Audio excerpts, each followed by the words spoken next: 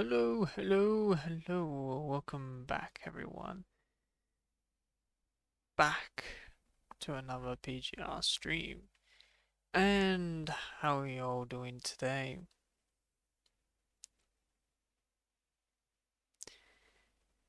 I see things, actually it seems that it's pretty slow today. Anyway, today I'll be continuing with the news story. New, Newest story to PGR. And I've been told by a good friend of mine that the current PGR event story is a bit meh. So I'm gonna check it out and see what makes it meh.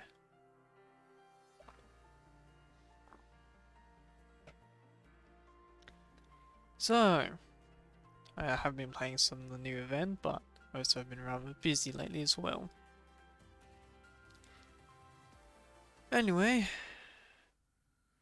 so far, let's see what they've added. Oh yeah, they got this new event record, so I haven't even finished yet. Um, yeah, new outfits to try out. You gotta get a motorbike. Resources, thingamajig. Done all these challenges. Story with Bianca. So if you love Bianca, you can have a special time with her. Oh, I haven't even bothered with that. Um, yeah, I beat her up. She wasn't that hard. I still need to finish. Oh, it's not even out yet, so I don't need to finish that. And I have. Oh yeah, I've totally forgot about this. I should definitely do that. And hello there, cat. How do you do? How are you doing on this fine day?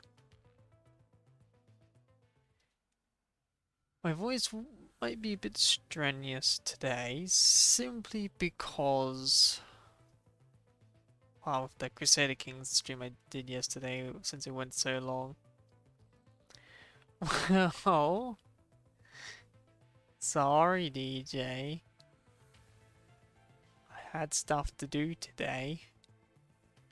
Like I mentioned before, DJ, the times that you guys have D&D, I can't join. And it's good to hear that you're doing great, Cat.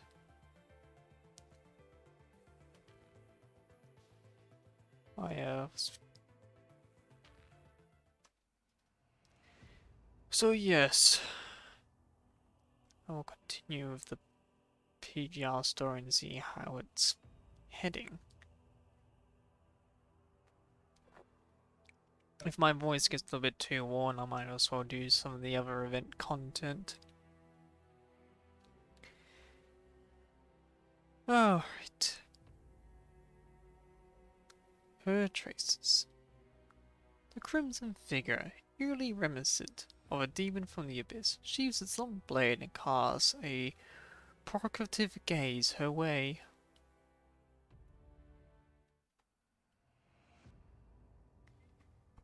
Well then, we'll continue the story, so sit back, relax, and enjoy the show.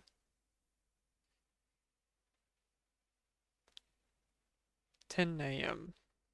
8 kilometers outside Oasis.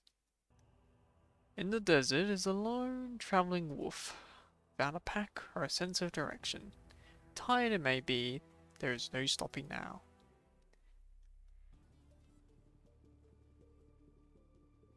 Catch it! You couldn't have run far. We can't let it inform the Forsaken. Zen flies as the car adorned of skulls and twisted letters charges across the desert, the sound of its engine covering even the music it's playing. Ahead of the vehicle is a grey wolf. One can imagine what it's gone through just by looking at it. Wounds deep enough to reveal the bones and the black sludges composed of dirt around exposed fresh dried red by fresh blood spilt. There is no way to know how an animal this injured can run this fast. Damn it, didn't expect what to pull a stunt like this. We can't let this pet spill the beans. If people find out that we are the ones who kidnapped those Scarlet Revelation members. He spits angrily at that thought of that. Watanabe won't let us off the hook. Those guys of Corona are only going to cover their tracks. Frick, this bastard surely is a fast runner. It's stopping, wait, is that a person there?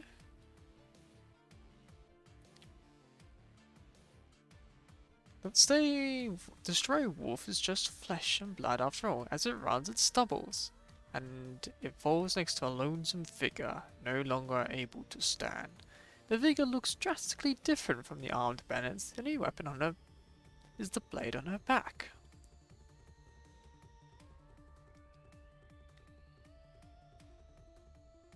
Doesn't look like a Forsaken to me. Observing through the dust storm, the leading bandit in the vehicle finds the figure alone without the uniform and gears of a Forsaken soldier. He figures she must be a scavenger who got separated from her group. Go over her. He quickly gives his order as he did in the past. The wind from the car strips up the tattered cloak from her body, revealing her silvery hair. Is that a construct of heterochromia? Suddenly, the white light reflected by her blade blinds them all. The severed vehicle flips and rolls above Alpha's head before falling into the yellow sand. Alpha looks down at the dying wolf with blood-stained foam in its mouth. It shivers as it tries to stand, but can barely move a leg. There is a pale blue collar around its neck, suggesting that humans have tamed this beast of nature. Stubbornly, it looks ahead, its cloudy eyes glistening faintly.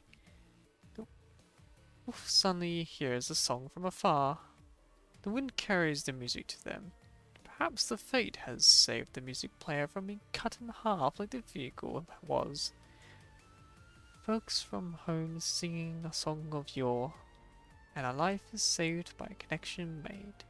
The wolf turns to look at Alpha. In its mind, Alpha is always willing to help it, even though it's never known her scent.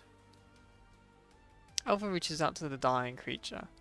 But before she does anything, she sees broken guns and mingled flesh and blood. A shattered dagger is embedded with vital fluid-covered sand.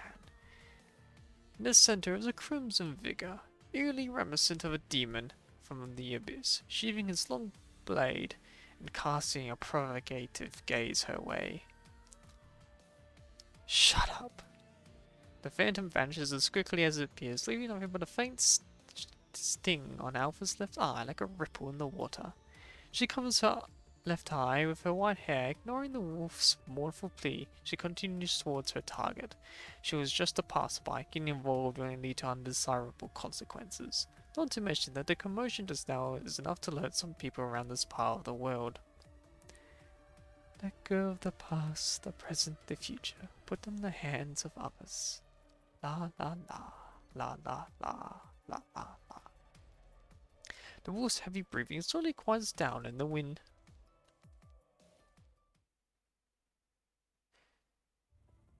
Half an hour later. Boss, we've taken a look around. There's still a faint hint of Punishing virus on the scene, but we can't locate the source. Good job, fellas. Whoever did this must have left already. Notify the other camps, stay alert for the next 24 hours. Roger. Did we find what? Found him in the trunk of the car. Should we let his family know? Watanabe shakes his head. The only family Watt had died in the previous conflict. I'm sorry, didn't know. It's not your fault. You never mentioned it to anyone. Watanabe takes out a chip from the wolf's collar and clenches his fist. Let's cremate Watt and Walker together. That was his last request. Pack it up. Ask the smelters to collect the wreckage of the vehicle. We still have a few things to discuss with Babylonia alone. The disappearance and these people are connected to Corona, aren't they? It's happened before, but they always cover their tracks very thoroughly, leaving only inconsequential pawns in their wake. Do we really need to work with Babylonia? Perhaps it would be cleaner if we do it ourselves. Some things are more effective if we work with them. Right now, it's our priority to stop these kidnappings from happening again. And there's still a few decent people in Babylonia. Sure, there are a few good eggs in the new generation, but you're not trying to contact the gang that ordered the great evacuation. If those selfish bastards really care about these disappearing cultists, They will be interested in information. After all, it's no secret that the Parliament of Corona don't see eye to eye. And we need to verify this intel anyway.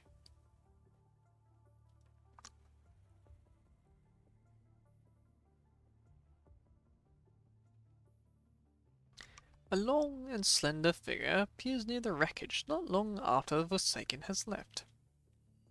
She fiddles with the sand with her umbrella. Gotcha. With a light flicker and a small music player lands in her hand. The red spark flashes in the air before the silent machine sings again.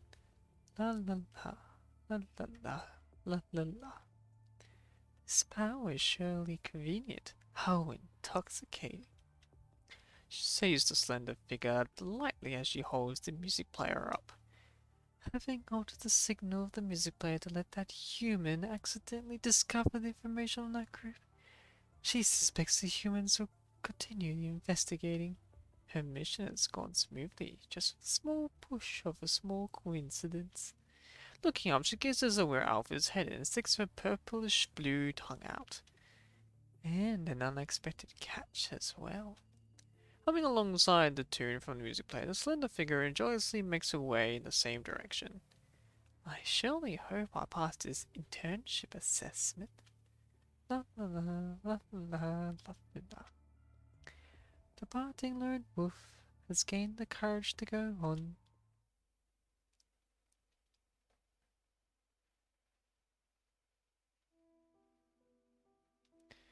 For a new home. La la la la la la. Lucia. Huh? Suddenly a voice interrupts the faint music in the background. Something on your mind? Nothing. I just want to hear someone singing. Singing. You look into the near distance and see a crowd working inside the large conservation area. Some of them are scavengers trying to escape the hedgehog creatures, and some are the cargo crew from Agdalic. Some are Babylonian personnel like Lucia and you. It's probably the scavengers singing. I couldn't tell. Oh, here you are. Here you are. Koshak walks in and interrupts you right away. They're trying to listen to the song Lucia mentioned.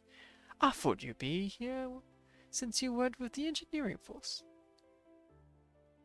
We were trying to help, but the engineering force kicked us out.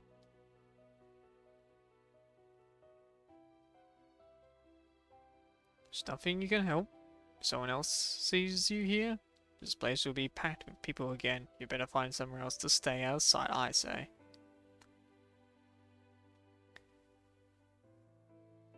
We don't want to disturb the work, even when we're just trying to be helpful.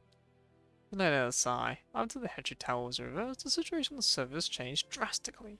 The blue spot indicates the first genuine safe zone on Earth. A place that doesn't have to rely on the giant central purification filters or worry about attacks from waves of hedgehog creatures. And the colour of the spire itself has given humanity a haven of blue sky and clean air. Most conservation areas were built away from the front line in the past due to many factors. The concentration level of the punching virus, the movement of the hedgehog creature, the location of water sources, and so on. Before the appearance of the hedgehog tower, there were only a few small conservation areas nearby that also served as a supply station and lookouts near the front line. Most conservation areas are far from the tower, relying on CPFs to sustain the basic requirements of survival. The resources required to keep the CPFs running are nothing to scoff at. After a long discussion, the world government decided to relocate the existing large conservation areas into the clean zone of the Invar Hedgehog Tower. The monitoring facilities running in the Invar Hedgehog Tower have been more or less set up, overseeing the new tower day and night. They are also equipped with omega weapons on standby. Humanity is treating this rare miracle with utmost caution, but the location has not gone well from the very start.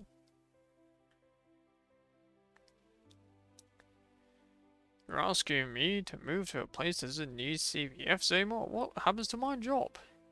Can you guarantee that I'll receive the same treatment in the new place? What about the serums I've stockpiled? Clear zone. About punch fires. Can it be real? Not even trying to move us there. As test subjects, are you? I bet they're trying to work us to death and fix up the place before kicking us. Why wouldn't the top brass of Babylon move there right away otherwise? Anxiousness, uncertainties, and distrust, manipulations, exhaust the people for the stability of the now instead of the unknown beauty of the future. The conservation areas are not owned by Babylonia. The residents of these places cannot be ignored.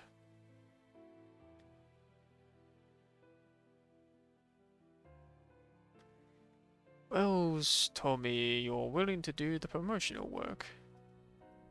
Ha, there's no need for the expression. You know full well how the situation on the surface differs from the past as a commander on the front line yourself. The clean zone are created by the Inverhetro Tower, the awakened machines from Constella. The antivirus is no longer humanity's only obstacle. These two new phenomena have presented us new challenges, but also new opportunities. The quicker we can decide on a way to address them, the more likely we can decide the shape of the future. Convincing people from the conservation areas. It's probably a job for the diplomatic corps instead of me. Don't underestimate your influence. What have you achieved on the battlefield is nothing short of a miracle, and people not only are the ones who trust Grey Raven's judgment. Hastened Jackals. Obviously, some also consider you a lot of uncontrollable factor, but even those people can't lay a finger on you now. Trust is built over a long period of time, but it can be destroyed in an instant. The Great Evacuation was such an instance. There's no way of knowing if we made the right call. But there's no doubt it was a betrayal to the people remaining on the surface. It's unlikely for my generation to re-establish trust with them. Luckily, there's a new generation now, you in particular, Grey Raven Commander. That's why I want you to resist in the conservation areas. So, is the clean zone really safe? Yes, we came up with the conclusion after thorough investigations. You can read the report from the Science Council whenever you want. This will be our first step to reclaim Earth and our first step to rebuild trust with the people on the surface. We won't rest until all risks are eliminated. You all offer other jobs for the same compensation, a safe environment? Fine, I'll trust you. I'll help you persuade the others. It's fine. I'm sure Babylonia wouldn't send their wonder charges to trick us. After all, I'd rather trust someone who walks in the same earth than those who sleep soundly in a space garden. Alright, business can take place anywhere, but I imagine only soldiers like you will need these serums in the future. Do you want to buy some now while you can? How incredible. People were barely surviving just a while ago. Now we've got a clean set, place beyond our wildest dream. We all cooperate after all. We'd have been dying in the basement if it weren't for you. Even though you were unconscious the whole time.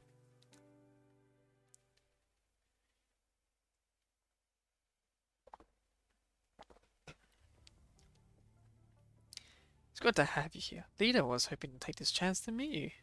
Cargo's cruise preparation's almost done. What about you guys?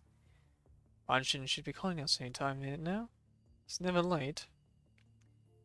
This is Anshin. Reconnaissance in Area FD12 is complete. The moment Anshin notices Shanggu sitting next to you. Hiya. Are you discussing something else? I can report later. It's nice to take a nap first. Don't worry, we just hired the hire crew from Adelaide this time. Shanggu is representing the ACA. Don't have to talk around your findings when he's here. If that's what the person in charge is saying. The recon team members from Babylonia stare at the twisted creatures crawling by their feet in the ruins. He keeps moving, but one of his limbs is probing forward like a worshipper trapped on the road. Area FD12 is the last reconnaissance location in this direction. Although the concentration level of punishing virus now is much lower than what's recorded in the files, it hasn't dropped to zero. I suppose the reach of the clean zone ends here. Still, we have to wait for the results from the detectors we deploy to get an accurate reading of the actual concentration level. In order to confirm the area cleansed by the Inverhetro Tower and the situation within the clean zone, Babylonia set out almost every recon team and formed a joint reconnaissance company. The company heads out in 12 directions around the Inverhetro Tower for extensive recon mission. As their investigations progress, more and more clean zones absent of the punishing virus are discovered. The support force that follows them has since recovered many supplies that the Hetro creatures kept them from retrieving in the past, especially industrial supplies in large warehouses. Because of that, requests for supplies from logistics have also become easier. But the Joint Reconnaissance Company has also reported back many concerning discoveries about from good news. Did the immobile Hetro creatures match the previous reports? Yeah, although there isn't a pattern of how they are spread. All these Hetro creatures were heading for the same destination. As he speaks, Wandershin turns and stares at the blue spire that requires a visual aid module to see. You guessed it. They're all heading for the Infrahetcher Tower, which is a pretty lazy name, don't you think? It's just a temporary name. Science Council's analysts of the tower also paused. After all, we can't get inside it now, no matter how hard we try. Lee is still the only person who has gotten inside right. He still doesn't remember the crucial parts. He did a mind memory scan, but we couldn't find anything. The memory data obtained from Lee's mind and replicated the sequences when Lee entered the top of the tower from his transport craft, and the length of the sequence matched the length of your connections, but it did not contain the key moments when the tower reversed. The time recorded in his mind also reverted to 0 at one point. Asimov said that it could only happen when the memory data exceeds storage capacity. Sounds like the tower used to look like a figment of the imagination. It's not a bad name. Want me to relate it to the boss? Whatever you say. Just let me continue my report. Wanjin looks down and inspects the new hetero creature again. It has a snake-shaped body with 8 arthropod legs, crystals and sharp edges cover its surface, acting as aggressive spikes that serve as both armor and blade. We've discovered 12 undocumented types of hetero creatures this time. We've uploaded all related images of data to the general staff. That's 86 new types in total. I wonder how many more there are. We have yet to see. Hetero creatures have been relying on their endless numbers to annihilate humanity's bases. Whether by some unknown design or evolutionary instinct, all hetero creatures seem to end up with hedgehog-like bodies. It forces human forces to waste their finite ammo to attack the creatures from afar while inhibiting constructs' advantages on the battlefield. Once human forces are out of ammo, the only number of one side would be dwindling in close-quarter combats. Thank you. Oh, thanks for all the attention you've given us lately. Bunchen grumbles to nobody before kicking the now colorless crystals on the hetero creature. Hiss. The crystals crumble into white sand, carried into distance by a gentle breeze. These hetero creatures always experience a certain level of weathering. The Science Council expected they're not as weathered as the ones nearer to the hetero tower. And they're corrupted. No, it's not what they are now. The intelligent machines here all have stopped moving. All the logic circuits are heavily damaged. We haven't found anyone on the list of missing personnel. Bunchen pauses for a second. I'll still keep an eye out. Any sign of the red tide? We've inspected all underground tunnels, bunkers, storage facilities, and more. There's no sign of the red tide anywhere. But there's one place that's concerning. Bunchen enlarges the visuals of the tunnel. You can see a construct in red with a white hair dashing in the right corner of the footage. An ascendant. This was 5 days ago. We paid extra attention to that location after we detected some unusual concentration levels of punishing virus there. It was an abandoned factory. We spent quite a while to find a functioning camera that gave us this footage. Since it can control the punishing virus, we shouldn't have left behind such an obvious traces. There are many possible reasons, but I'll let you guys figure that out. Thanks for your work. I wouldn't mind borrowing your sleeping pod a little bit longer. Margin out. Command it. Lucia and you look at each other in the eyes. Both of you know full well who that figure was. But why would she show up after disappearing for such a long time? Why did she leave such an obvious trail? You'll temporarily ignore the questions you have in mind and concentrate on the work before you. Shangu. I know. I notify those in charge and come up with a new security plan, right? Yeah, thanks. First, was the hetero creatures, and it was the weird tower. I almost forgot about the Ascendants at this point. What are those sneaky bastards up to?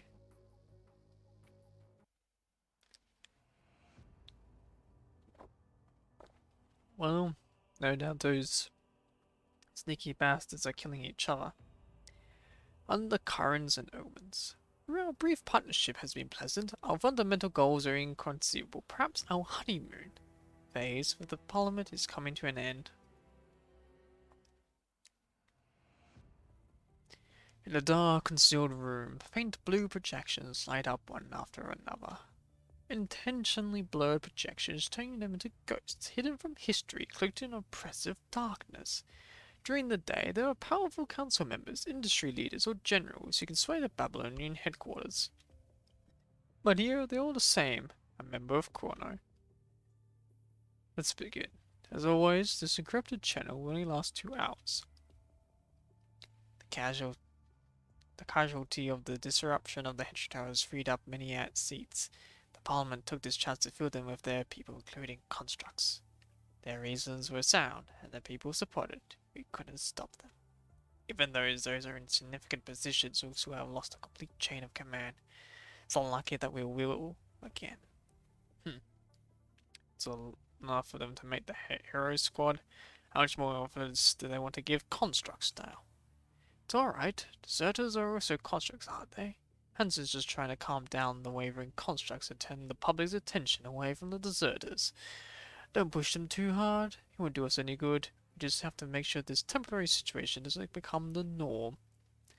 Regarding the service, only 32% of our recruits have re-established contact, most of whom are located in larger organizations as Adelic and AIU. We haven't been contracted by most of the smaller bases. We're still tallying the number of subordinates on those recruits. What about our labs on the service? 4 of our medium general laboratories and 2 small biological laboratories are situated in the clean zones. It's only a matter of time before they are discovered, so we evacuated them. All other laboratories outside the clean zone have been reactivated, not counting the small memory research center destroyed by the Ascendants. Except for... He pauses, although no one can be eavesdropping on them. He still lowers his voice. The North Asian Research Institute of Life, Science and Evolution, aka Fort Winter. The weight of this name stops everyone in their tracks briefly. The darkness surrounding them now somehow feels darker. The team we sent to Fort Winter hasn't responded after they entered. We sent in all the private forces we can mobilize. The Auroran squadron is still under maintenance. Any further action will expose us to the Parliament. The last incident has caused us too much. A large private army was one of the key reasons why Corona could act as they wished in the shadow, but with the Henshu Tower, the sharper this blade of theirs is, the deeper it cuts them. This high-level officer who's in charge of the Corona's military department feels powerless for the first time. Did the Ascendants take over it? Unlikely. There was a significant amount of time before and after we deployed our team. Given that we know about the Descendants operate, it's hard to believe they would stay in one place for this long. There wasn't any sign of Hedger creatures before the entry. If so, we've eliminated the possibilities as well. We suspect that some unknown incident has taken place inside Fort Winter. Everyone turns to look at the first seat, waiting for the sitter's decision. Initiate the destruction sequence. What about the research data inside? That's the main research facility of Project Winter. We might be able to recover the past data with our processing centers around the world, but we didn't receive our latest batch of experimental data in time. What if there's... The person in the first seat interrupts him before you can finish. We just have to do it again, and that's okay. Some things must never be found out. The Parliament has walked down a different path regarding what they need from Project Winter, and they've gotten their specialized frames, and they're all fully immune to the Punishy virus. Given what they want is to reclaim Earth and eliminate the Punishy virus, this is as far as they need to go. But for us, the specialized frames are just a byproduct of this process. Our ultimate goal is to acquire the power of the Ascension Network. Though our brief partnership has been pleasant, our fundamental goals are inconceivable. Perhaps our honeymoon phase with the Parliament is coming to an end. Conflict between Parliament and us will reach a boiling point sooner or later. The only reason we can still coexist is because neither of us has the leverage over the other yet. I see. I'll make the arrangements. Please give me some time for deployment. Be quick. A new age has begun. You'll run over anyone who can't catch up. I think you'll be interested in the next piece of intel from our mystery guest. It concerns Grey Raven, the lead squad you've been paying close attention to. If we can make a good use of this information, you'll be able to deliver a lethal blow to Hasten and his people.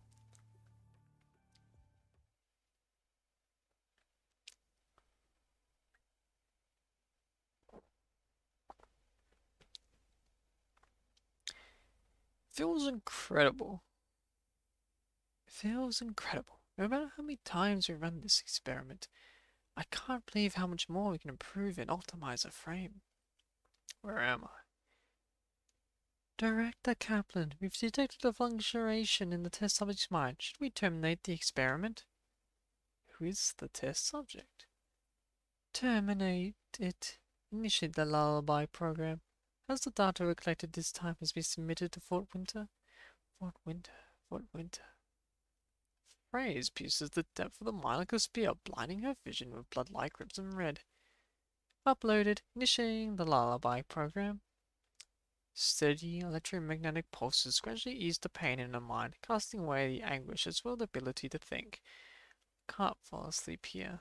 Desperately seeking a way to stay awake, she is drawn by a faint red light. She reaches out. Pungent virus detected in the subject. How is that possible? No. It's the info device. Young man's voice is no longer as calm as possible. Execute contingency 0. Bounded by wires and apparatus, the descendant opens her eyes. 2 a.m. Conservation Area 014. What was that? Lucia tries to remember the images and hedges now, but what was the clear memory is now enveloped in an impenetrable mist. Obviously, this aberration is caused by someone who spends days and nights with her. Lucia? This like commanded. Aren't you resting? Lucia asks you as you walk to her side. There's a transport crowd tending here for supply soon. I couldn't sleep, so I went out for a walk. Liv should be so worried if she were here. Ah, please don't tell her. Lucia smiles, seeing how abashed you look. You seem to be spacing out a lot lately. Seeing your concerned gaze, Lucia chooses not to deny it. Yeah, it's just a vague impression, but I feel like I've been seeing and hearing visions and voices that don't exist. It's like how I entered Alpha's deep mine underneath City 75 during the Full of Age encounter. Could it be a residual effect of that deep life? Lucia considers it seriously before shaking her head.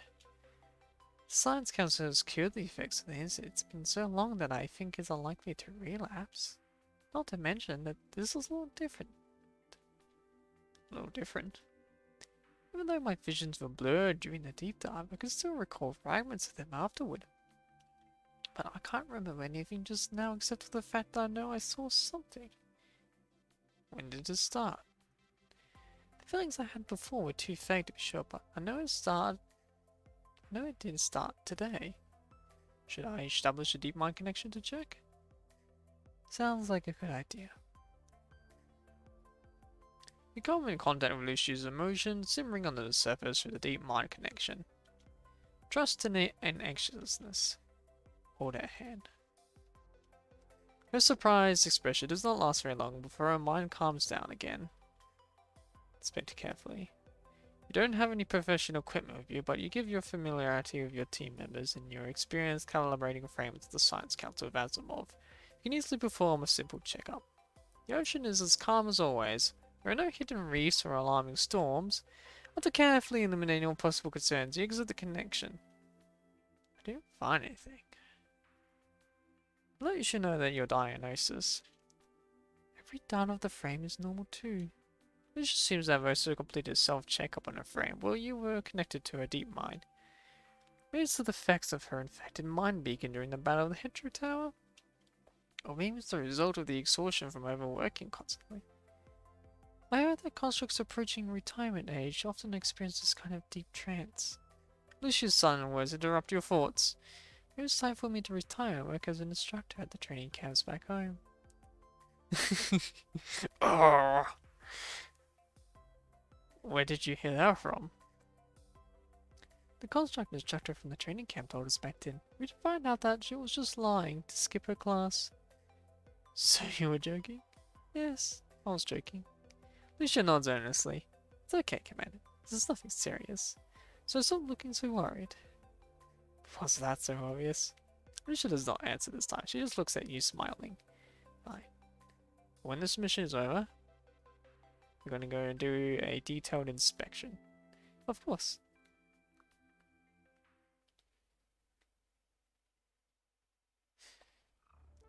At 2:15 a.m., 10 kilometers outside the conservation area, 14, Gold breeze carries away the imaginary warmth from her palm. Alpha clutches her fist, but there is nothing there. This is getting more and more frequent. It was just occasional voices at first, but her visual modules begin to perceive sporadic images. Eventually, the other senses of her frame are affected. These should belong to that Lucia. Alpha considered stopping these interference, but as they got more intense, her countermeasures failed one by one. If I can't stop them, I should exploit them properly. Separating the information she needs out of the blurred vision, she invers Lucia's movements and plans her next step accordingly. Walking among the ruins, the crimson figure heads toward the conservation area. Suddenly she stops and shouts at a shadowed area hidden from the moonlight. Show yourself.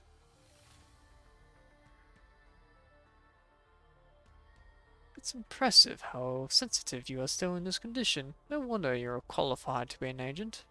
Unfortunately, I don't have legs to walk on. How about we keep our wonderful distance? The elegant female voice speaks where Alpha is a female. Alpha's staring at. Alpha ignores what she said and starts walking forward. A small music player drops at Alpha's feet. I wholeheartedly apologize for appearing before you in this embarrassing state. What do you want? I just want to offer a gift to prove my sincerity. You're so sincere that you won't show up before me? There's a transport craft landing in Area D12 soon. I think you'll find it very helpful. You know what I'm heading there for? How sincere can I be if I'm not pandering to what you desire? Instead of taking a risk at the well-guarded conservation area, you might find a more fitting prey inside that insulated transport craft. Is that sincere enough for you? Alpha ignores her and starts walking into the distance. We'll meet again. Reunion. Between Earth and sky lies a distance of 6,400 kilometers. The tail of the meteor has faded from the horizon, even though they no longer have the same blood flowing inside them. An inseparable bond still connects them tightly.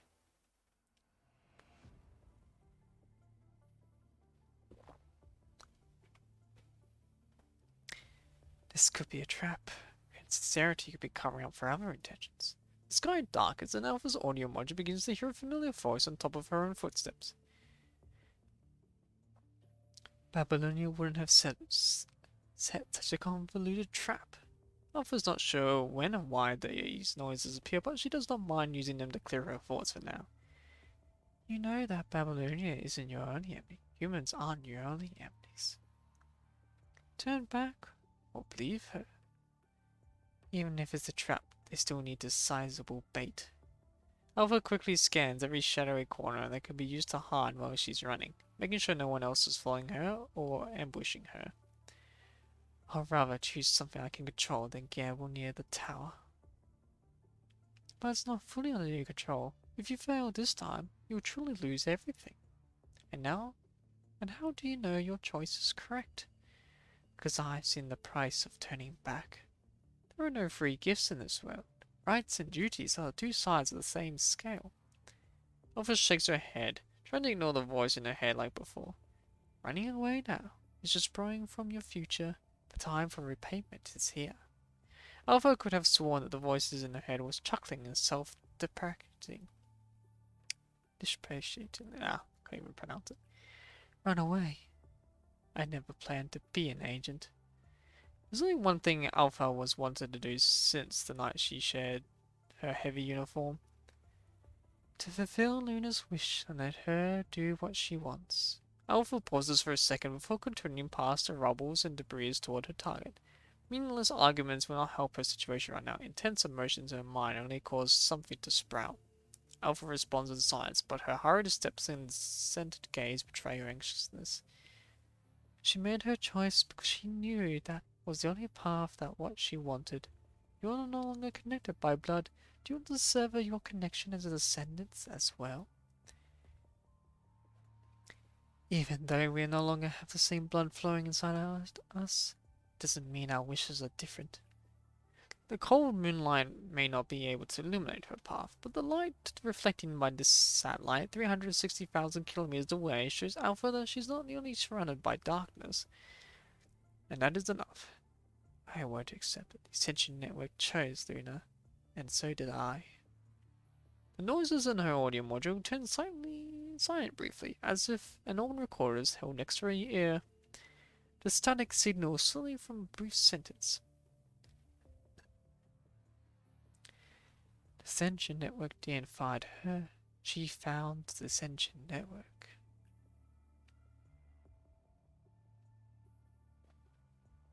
Beneath the ruins a few months ago.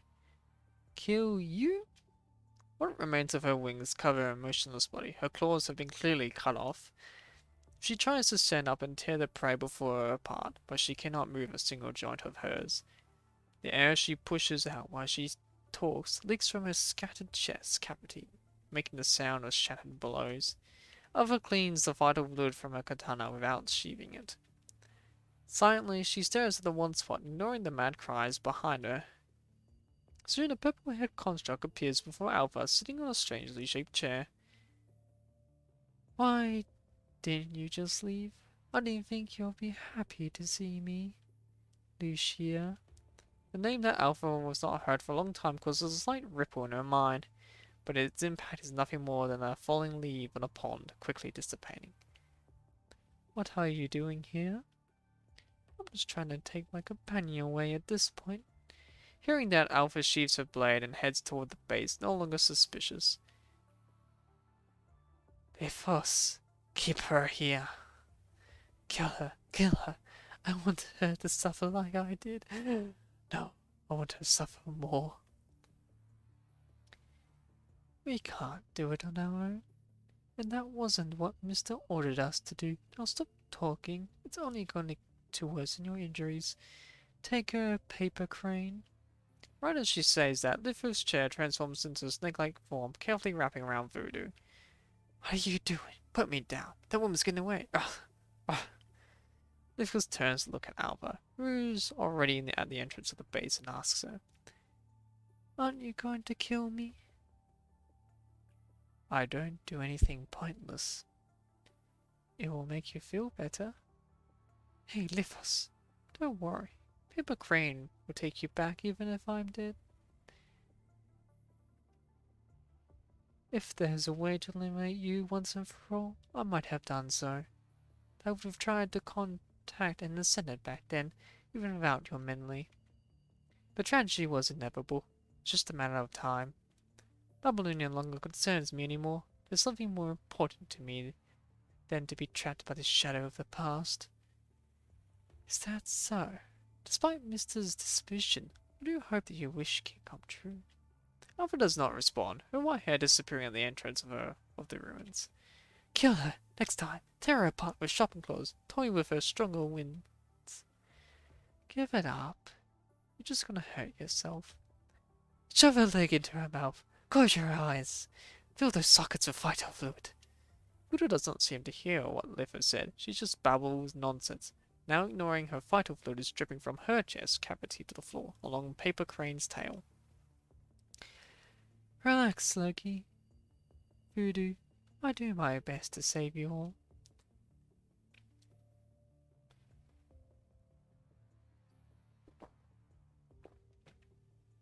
After hearing the message, Alpha rushed toward the ruins as fast as she could.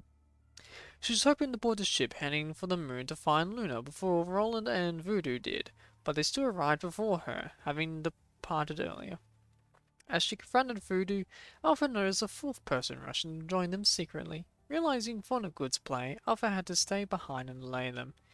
If she had boarded the ship with Roland, whatever happened could not be advantageous to rescuing Luna. Both Thornagood and Alpha knew that Alpha would not give up on Luna no matter what she became. Perhaps that was the ending the agent was trying to prevent. To increase the chances of successful rescue, Alpha told Roland everything she wanted to say. Did those words get past Luna? How was Luna doing now? What will she choose? The white-haired descendant walks alone in the wilderness, and she has not waged all her hopes on others. Suddenly she looks up at the dawning night sky, as if hearing something. A shooting star flies across the sky, touching the veil of darkness and slowly descending onto the surface. Luna. Between the Earth and sky lies a distance of 6,400 kilometers. The tail end of the meteor has faded from the horizon. Even though they no longer have the same blood flowing inside them, an inseparable bond still connects them tightly. Alpha briefly pauses before sprinting toward her destination.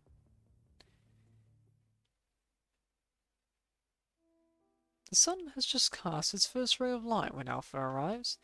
The neglected linden has grown past the dilapidated house at this point. Sunlight shines through the gaps between the branches, and spots of light enveloping the silver girl. She is looking at the rotten fence in front of her. She was barely tall enough to reach the halfway point when she left. Now she cannot find any trails of the past anymore. Noticing someone approaching, the girl turns around and finds what she cannot live without. The girl wants to just watch her silently like this, but she also wants to give her a hug. She wants to tell her everything, but she also cherishes the quiet time they share. Still, there is one thing she must do first. I'm back, Lucia. You're back. Alpha approaches Luna on the stone path like she did so many years ago. This was not a garden with overgrown weeds back then. New possibilities. Nothing remains constant, be it ascendants, humans, or machines. Now even hetero creatures exhibit unexpected changes. It's already night time when Luna and Alpha finish sharing their journeys. Hetero creatures, the twins. So this is how far the punching virus has evolved. Gabriel's ambitions inevitably killed him in the end. Luna sounds calm when she mentions Gabriel's name again. Can the creations born from pure virus reach the same end? What end? Luna does not explain much. She just looks at Alpha with an apologetic gaze. It's something I only understand after becoming an agent, isn't it? I figured. Alpha continues, not persisting. In that case, why is Fauna Good getting interested in those hetero creatures? And the merciful one I encountered in the underground corridors, where they were developing the heterohype mother, said she was here for the glad tidings. Even though they can't reach the end, it could be used as a test for the filtering. I suppose Vornegut was trying to encourage more worthy seeds to sprout this way. As for the merciful one, Luna looked seriously and puzzled. I used to think that she's just an eccentric agent, but after I reconnected with the Ascension Network, I realized that she might be more than meet the eyes. I cannot tell if she really is an agent even now. So I have no idea what she thinks of those hetero creatures. Still, Vornegut worries me more out of the two of them, even though his people are the ones on the field most of the time. They're always acting under his authority. The recent desertion of Babylon was likely his doing. You were investigating it? A defecting construct ran into my blade and thought I was an ascendant, who recruited him. After I made him tell everything, I caught a few more defectors and interrogated them. They all said similar things that pointed toward Vornegut and his lackeys. You didn't used to care about things like this. I don't care about Babylonia, but that man is linked to the humans. He was the one who gave out information about you. Even people who were there in City 75 didn't know Babylonia had you. He, on the other hand, knew your exact location. That wasn't information that nobody can find out. He couldn't have known just by planting spies and informers. He must have collaborated with some of those people in a way he was culpable for their decisions. Not to mention that he was thinking about abandoning you on the moon. That alone makes him my enemy. Humans are never a unified people. Even the same person can make a different choice in different situations. I'm not surprised that some of them would want to work with an agent. What we have to worry about is what humans have promised that agent, or what made them so confident they had something even an agent would be interested in. Should we investigate? Luna pauses and ponders before shaking her head. This is something that concerns Babylonia, not us. Although all his manipulations seem to have failed so far, it doesn't seem to bother him. He's obsessed, but he isn't mad. That makes him a dangerous opponent. Whatever he does, he can't upset the Ascension Network. He won't give up his position as an agent either. Don't worry about the Ascension Network. I don't worry about the Ascension Network. I worry about you, Luna. Even though you aren't as obsessed with the filtering as you used to be, you're more entangled in the Ascension Network than ever. Thank you, sis. I'm aware of my situation, but moving forward is the only way to the future. There's nothing but regret if we turn back now. Alpha pouts, letting go of the topic. To get it then, what should we do next? Should we look for more C's that could pass the filtering like before? No, we can stop doing that for now. Luna stops hovering and sits down on the edge of the stone fountain, gazing at the garden aimlessly. She considers the next step. Do you want to go in and take a look if you can't think of anything right now? Alpha looks at the battered garden. Dust settles on the shattered window. The white paint on the wall has peeled off, revealing the yellow and rotten wood structure underneath. Even though there is nothing left. Sure, let's take a look before we decide our next move. They walk toward the door and notice some strange symbols painted in red. The color has faded, but the shapes are still recognizable. What's that? Luna suddenly chuckles at realizing something. Hearing that, Alpha turns around confused. What is it? Nothing. I guess it's some kind of puzzle. Luna shakes her head and stops laughing, but still a smile on her face. Is this... what? Do you miss the days of Roland and Lamia? Why do you ask? I can accompany you if you want to look for them. That's not necessary. If they want to find me, they will. Luna gently pushes open the door. The rotten wood and rusted metal creak, while dust slowly falls. But I suppose they both have something they want to do before that. And look at what this place has become. Moonlight enters the house for the first time in years.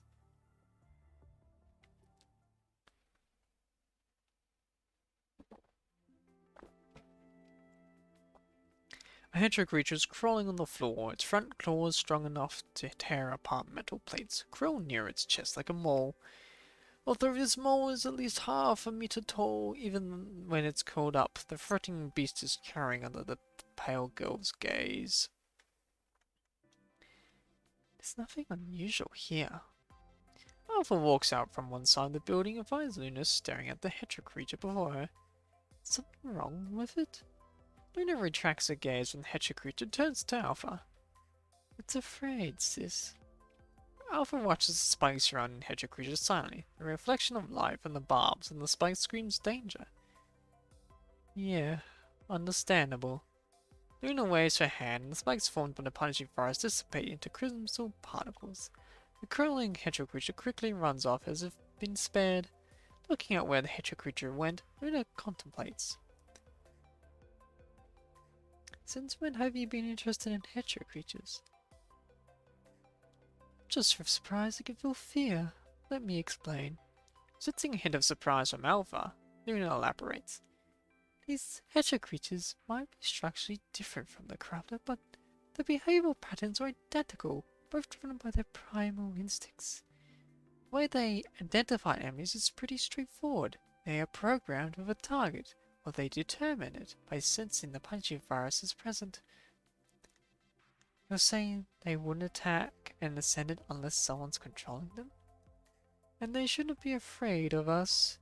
Fear indicates resistance, and resistance will lead to rebellion. Is it scared of you, or an agent?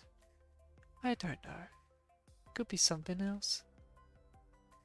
Where did you find it? I was just crawling around here, but didn't really try to run away after sensing my presence. Hedgehog creatures are not animals, but they don't have natural predators. And I have the punching virus with me, which made its behavior extremely staged. So I trapped it. Did you discover anything? Luna shakes her head, but it does not seem to be a great loss for her. Not sure why, but Could be the way it was programmed when it was born, or it could be an accident. You've shown a newfound interest in corrupted hedge creatures on our way here. I suppose I'm hoping to find a new possibility from the way they evolve and change. When it looks up, a few white clouds adorn the blue sky. The starlight that has accompanied this planet for millennia, nowhere to be found out. Nothing remains constant, be it descendants, humans, or machines. Now, even hedgehog creatures exhibit unexpected changes. So is the standard of the filtering. The Essential Network is looking forward to new possibilities. New possibilities, isn't it? If there's something you want to do, do it. Of course. And you? Is there something you want to do, Lucia? Me? Perhaps there will be. Right now, staying with you and not losing you again is good enough for me. They still believe they have plenty of time to discover their past or the future. And then everything changed.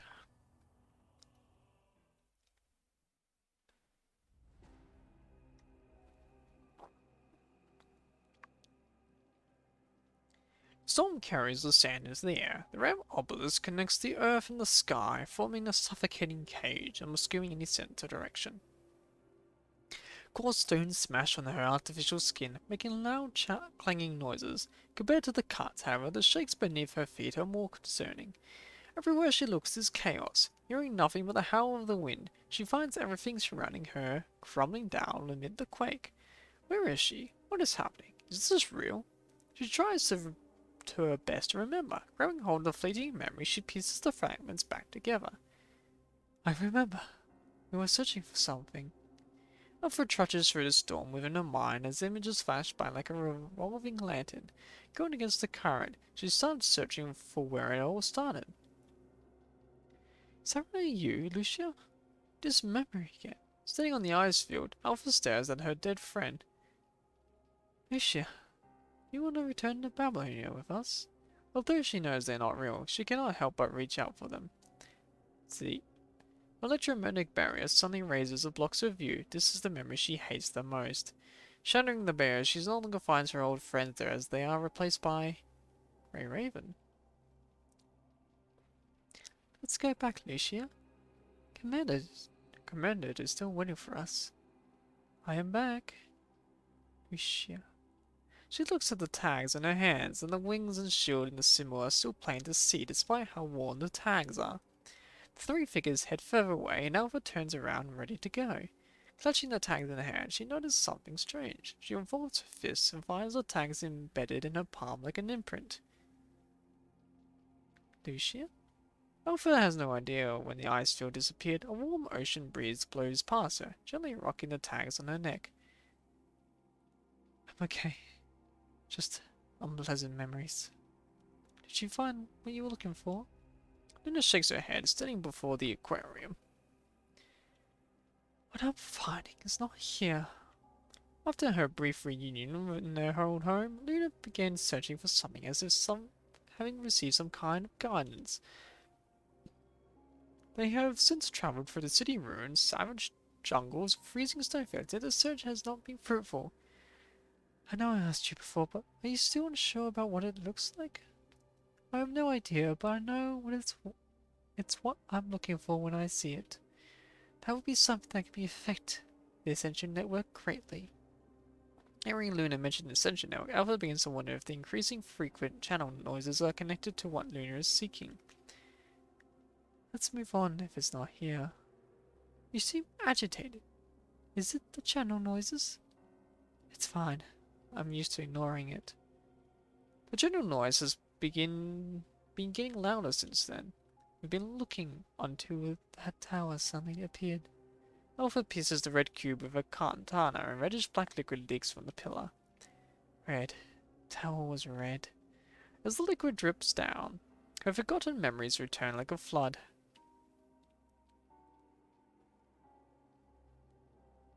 Collapsed buildings become intersecting slopes of rubble and rebars, blocking the path ahead. The shelters that once invincible crumble before the natural disaster, fracturing into broken glass and fragments that hinder the survivors. A dark red spot suddenly appears on the walls of the wreckage, expanding it. It becomes a beam of light. melting the stone is still before clearing a path.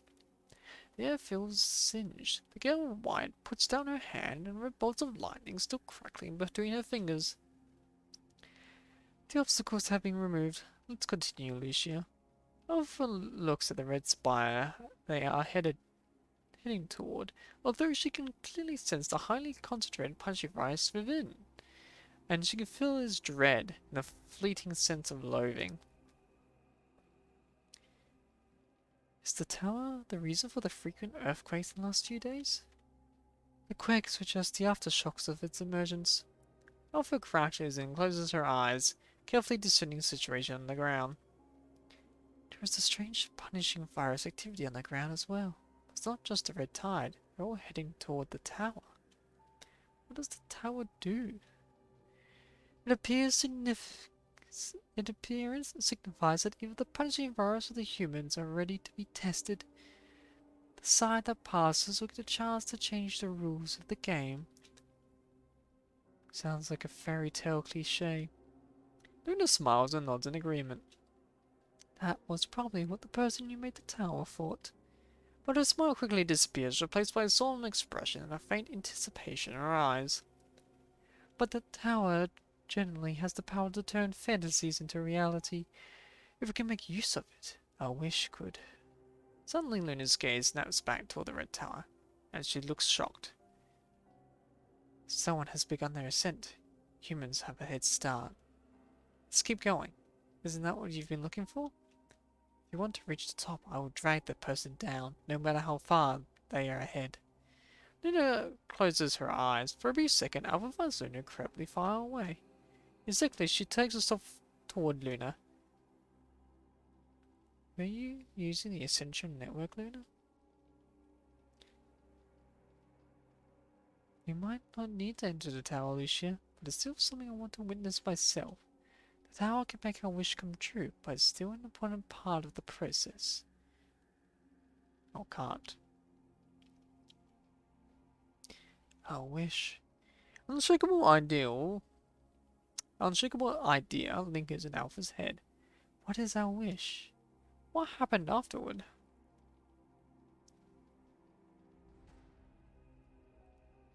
It seems that the humans have won this trial. The endless tower breaches the clouds, its peaking emerging from the blue sky.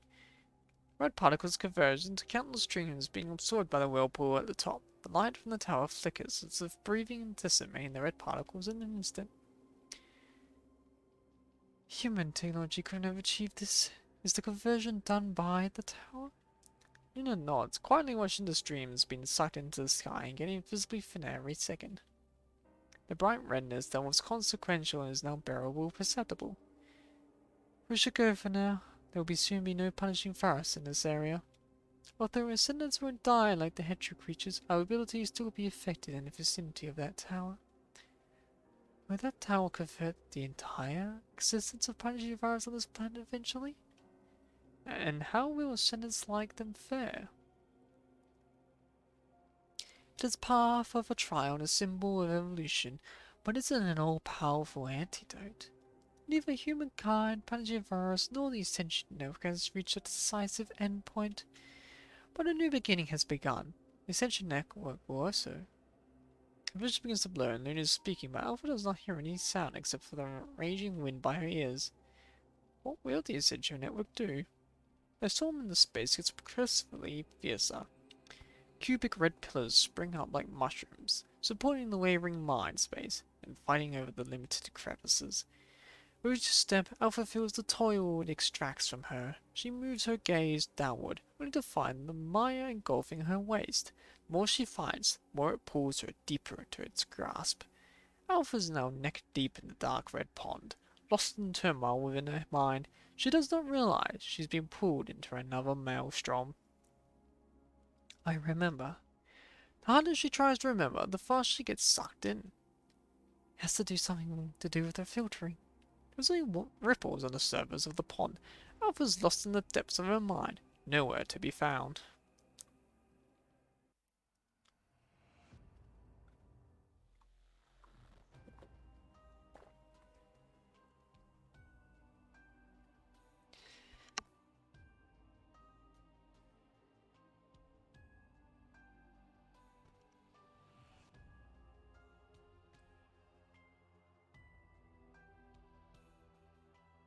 Is this me during my time with Ray Raven?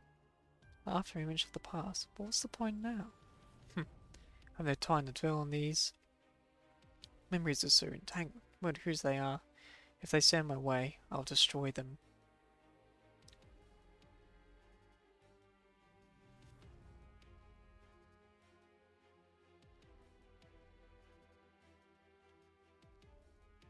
Alright. Interesting, I have no combat sounds.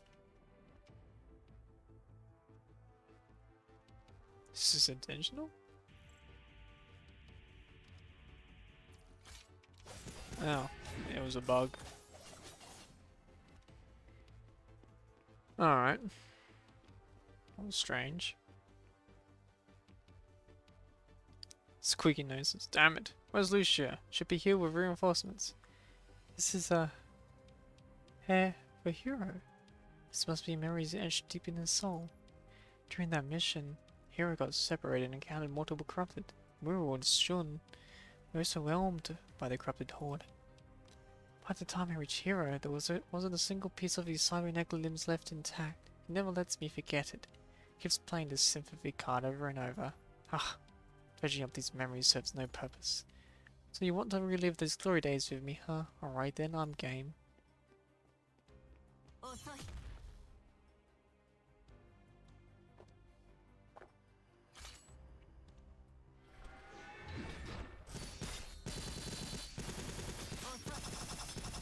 Alright.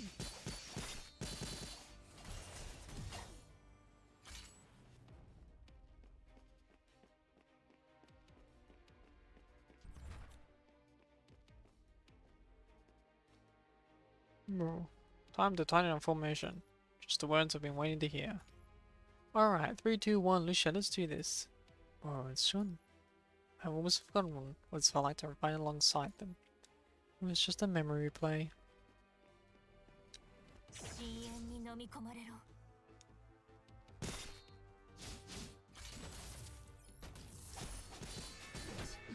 Oh, wow.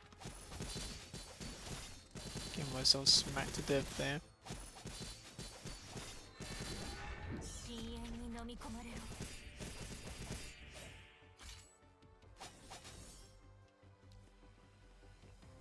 Alright then.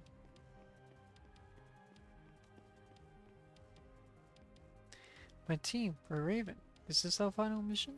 After this, Miro and Shun and Hero. After this pointless memories. They shouldn't be here like this.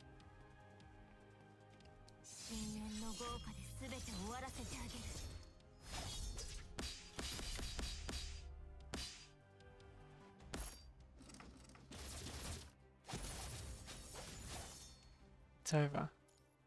Shun, Hero, you guys.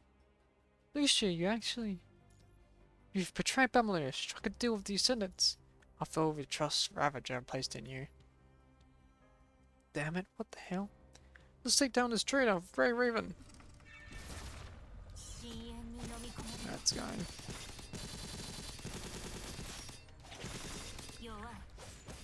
And the fight is over.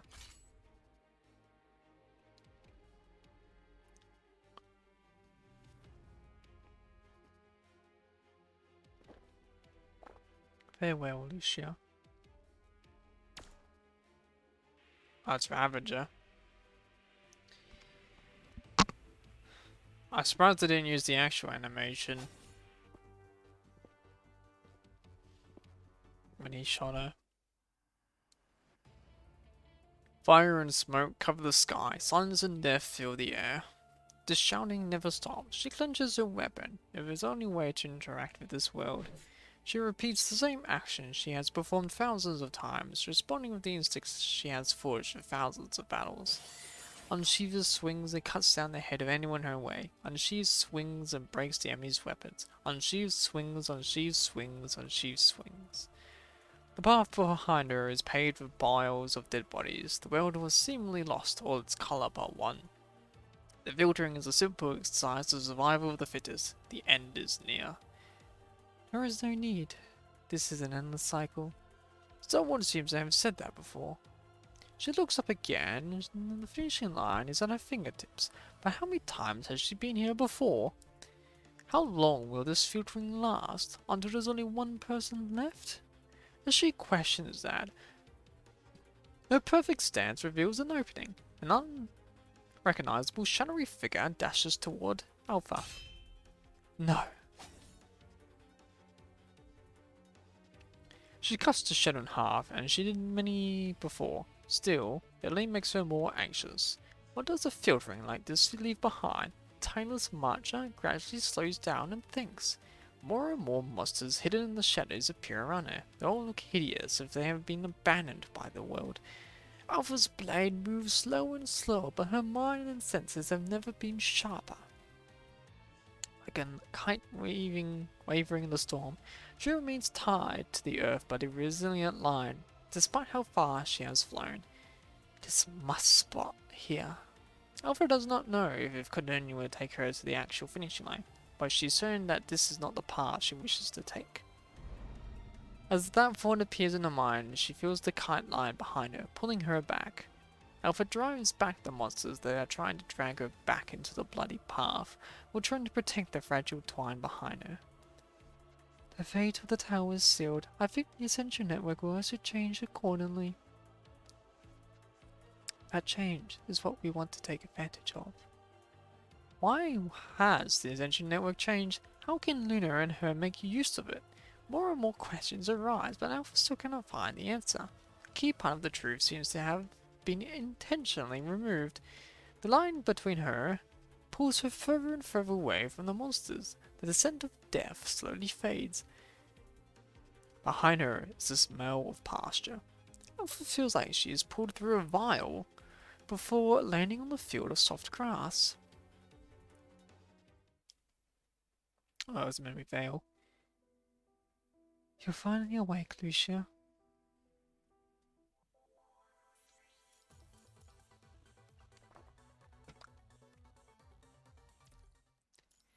New filtering. The evolution-seeking Ascension Network starts a new round of filtering for agents and ascendants. Chirping insects hide among the grass. Spherical bubbles reflect colourful lights. The Russian wall has been painted white, and the neglected lawn has been mown into a tiny green carpet. The most eye-catching feature is the two-seater swing. Froggy sits on it, looking out of place among the surrounding flowers. Looking at the familiar yet strange view before her, Alpha is a little shaken. The memories she buries deep inside her mind are stirred up. Do you think this is better? She hears Luna's voice beside her. Luna looks warmer now, no longer as cold as the moon she was named after. I suppose. I wasn't expecting a place to look like this. It's bringing back memories for sure. Alpha takes another look at the large swing before her. There are some differences though. So I remember you asking for a swing when you were young, but you gave up on it after you found another toy that you wanted more. Alpha looks reminiscent. She gently touches the swing and it starts swaying and squeaking. So that's what it sounds like. I suppose, after all, this is just a simulation. Alpha stops the swing before her, so it does not disturb their conversation. I'll be direct as well, then. Are you Luna? The brief warmth from before has completely vanished. There's only caution in Alpha's eyes. Of course it's me, Lucia. Alpha does not respond. Her question certainly did not come out of nowhere, and the girl who claims to be Luna would have continued explaining if she was telling the truth, because that is the bond between Luna and her. But some things are different as well. Luna closes her eyes, if considering where to begin. Shall we sit down and talk, Lucia? This is gonna take a while. Luna sits down on the swing afterward. Alpha does not hesitate either, sitting next to her. The swing starts moving without anyone pushing it, accompanying Luna's unhurried words. Let's start with what you care about the most, Lucia. I am Luna. I am the Luna you know. Luna, your sister. Luna, the agent. Luna who's undergoing a new filtering. A new filtering? You must remember how the spiral tower turned blue, right? You said the Ascension Network would change because of that. There is someone among the humans who has passed the trial of the Spiral Tower and earned qualification. The Ascension Network, being the other side, has not evolved to that level yet. Seeking its own evolution, the Ascension Network has begun a new round of filtering on the agents in the Ascendants, possibly trying to find someone who's equally qualified. A new round of filtering. Alpha can help, but recall the mind space of blood and flame from before. It was the filtering for her. What would she have become? That's right. That was the new round of filtering for you. Seemingly noticing Alpha's thoughts, answers that Alpha has not asked aloud. The Ascension Network needs more powerful representatives, and it needs better agents that can carry out its will. But you've been resisting it, Lucia, which is why your filtering was so destructive and forceful. Luckily, you woke up early, otherwise I wouldn't be able to find your mind that easily. What about you? I obtained some new access during my filtering which revealed some things I didn't know. Our understanding is our prison. The extent of our knowledge is where the walls are built. The more we know, the larger this prison becomes. Acquiring more access also means a deeper connection with the Ascension Network, until one becomes an inseparable part of it. Luna's voice gets more ethereal as the swing moves back and forth. Luna. Alpha's lost memories finally resurface. She remembers seeing the girl lying motionlessly within the red crystals like a suspended puppet and a sheep on the altar. That is the price of the Ascension Network. The more one uses its power, the more one changes in the direction it chooses. There is no response, no matter how Alpha calls to her sister. The chains creak chillingly. The swing stoops. Luna's voice becomes normal again, if she's been disconnected from something. Don't worry, Lucia. I'm not there yet. But gaining new access means new duties. There is only one way I can see you for the moment. I've chosen to stay here, and I can only stay here. Perhaps I'm too closely connected to the Ascension Network, as you said. Why must it be this way? Because this is the only way to find a new possibility. The Ascension Network might be actively seeking it. It doesn't have the ability to do change. It's like a giant wall that loops around, and prisons always send it inside. My time with the Ascension Network is so deep, it's not possible for me to climb over those walls. But it's different for you, Alicia. You've been wavering near its edges, which makes you the best candidate. Why the obsession with the new possibility? Because the filtering from the Ascension Network is an endless loop. This filtering will only lead to power and loneliness. But it doesn't matter what I think. What do you think, Lucia? Right then, the chirping from insects suddenly quiets down and the bubble lights dim. It seems that this is the limit. Although I can use my access to lower the negative impact of the Ascension Network on you, this will be the last time. What will you do next? The Ascension Network has restricted your freedom in its own way, and now it's trying to do the same to me. No matter what we do, we won't be able to get what we are after. Our time with it needs to come to an end. In that case, we'll find something that can help you in this research center. The scent of coronets appear in Alpha's mind. What is this place? Fort Winter. It's a secret research center we've been researching for since the North. Fort Winter it's the secret research center we've been searching for since the North Pole. How did you find out about it? It was where they kept me before transferring me to the moon, after all. The Ascension Network connected with two brief signals there previously. Those were new specialized frames the humans were designing. During the time when the Hitch Tower was emitting electromagnetic radiation, the Ascension Network briefly captured a faint signal that Research Institute again. I'm certain that there is a device for you to connect to the Ascension Network without me there. To us, that is the door leading to the Ascension Network directly. Given your unique position, entering it in that state may find us a way to actually leave the Ascension Network. Alpha can feel her mind floating away. Luna becomes smaller and smaller in a nostalgic sense. Lucia, you're on your own now.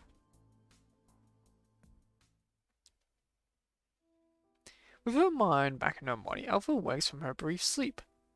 She turns to look at the girl sleeping tightly inside the crystals and sheaves her chipping katana. Before she was sucked into the turmoils of her mind, Alpha tried to rescue Luna from the crystals by force, but the frail appearance of the crystals hides an impenetrable barrier that serves both as a cage and a shield. A cage like this won't happen again. Alpha places her hand gently in the crystals and makes a silent vow.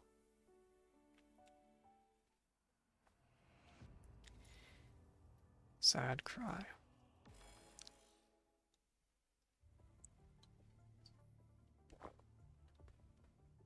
"5:15 p.m. Area D12. Few constructs are guarding a transport craft as if waiting for something. Seeing the transport craft approach, Alpha knows she's getting closer to her target. The balance between ascendance and ascension now has been shattered. It's now the one-sided domination. It's time to put an end to this. Alpha composes herself, shifting her gaze back to the square near the transport craft. Task force from Babylon, no, it's the purifying force. After trekking a few hours, Alpha arrives at the isolated destination. She did consider if this was a trap before she made a decision, but an encounter near the Inver Hedge Tower is a riskier and more troublesome choice. But just as the voice in the player said, there shouldn't be anyone here except for me. They don't look like they're guarding or searching for anything either. They're sitting there waiting for someone to land in their lap. That can't be. They don't have enough people for that. Alva observes the pacing constructs carefully. After making sure there is no enemy hidden from the sight, she walks out from her hiding spot. Can't miss this opportunity. She has no idea how many more battles she can survive, but until her mind is completely devoured, she is more than capable of handling these enemies before her.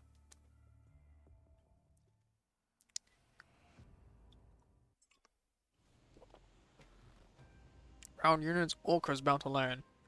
Copy. Reception procedure extraction. Orca arrived at designated area. Thanks. We'll start transfer. Hand over of mission.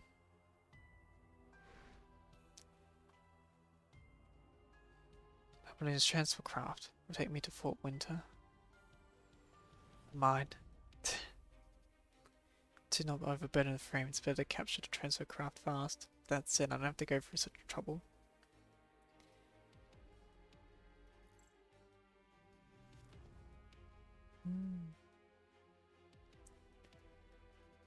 Seize control. Is this gonna be a stealth mission?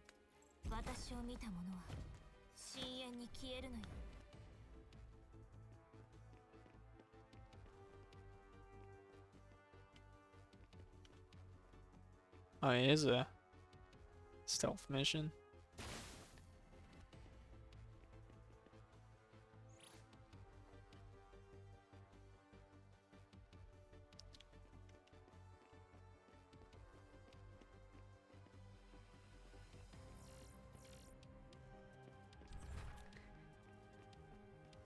Interesting.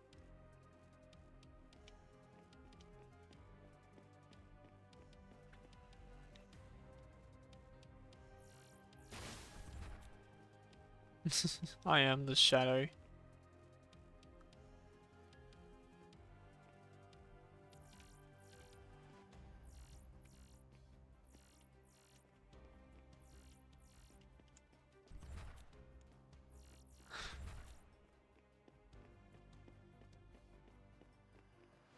Am I actually trapped?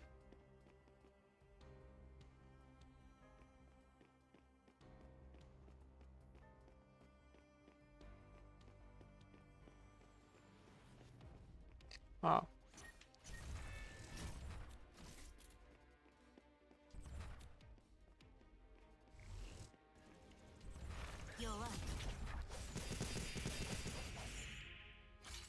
Alright.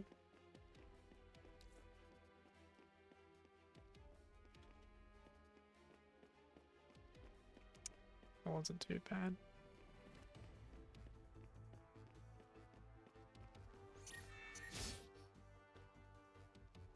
How did they spot me?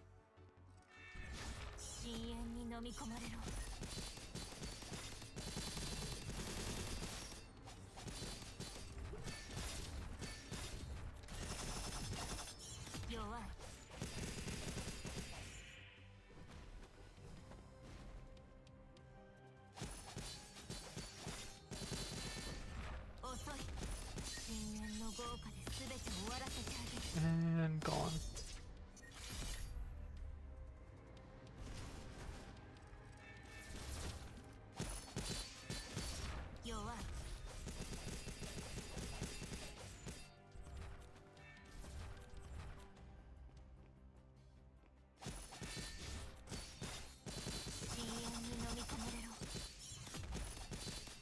And I can't see Jekyll. Alright, now I can leave. Oh, yeah. Yeah. Why is it not letting me seize it?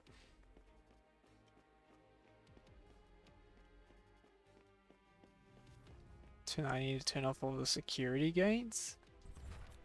Because I do, that's kind of dumb.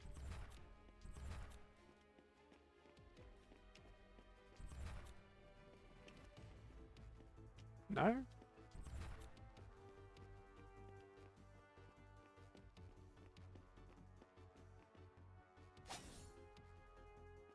Why is it? Why is nothing working?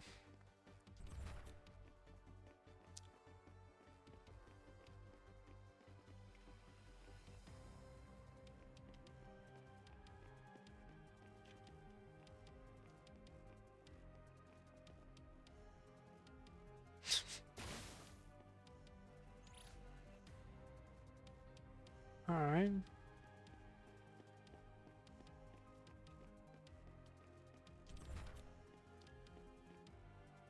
Goodbye.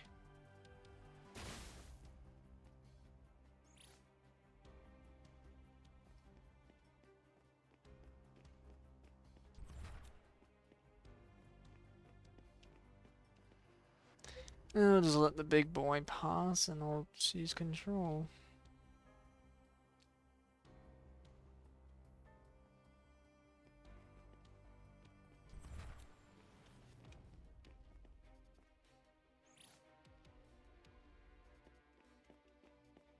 Now can I? Now I can.